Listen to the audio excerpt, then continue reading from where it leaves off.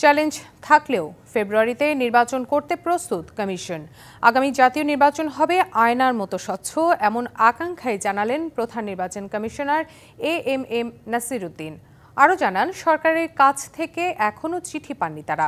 চিঠি পেলে মাস দুয়েক আগে ঘোষণা করা হবে তফসিল। রাজধানীর আগারগাঁওয়ে নির্বাচন ভবনে ত্রয়োদশ জাতীয় সংসদ নির্বাচন নিয়ে সাংবাদিকদের এসব তথ্য দেন সিইসি।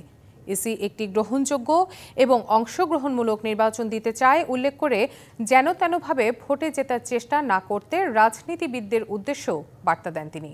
এ সময় রাজনৈতিক দলগুলোর জন্য একটি লেভেল প্লেইং ফিল্ড তৈরির জন্য রাজনীতিবিদদের সহযোগিতা চান প্রধান নির্বাচন কমিশন।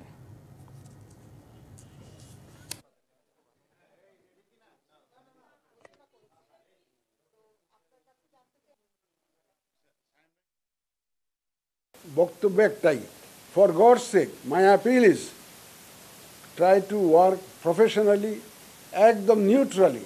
কোনো দলের পক্ষে কোনো কারো চেহারা দেখে আপনারা দয়া করে কাজ করবেন না। আমাদের intention is pious, our intention is honest. ফেব্রুয়ারির প্রথম দিকে তো নিশ্চয় আমরা আগে হবে, আমরা প্রস্তুতি নিচ্ছি।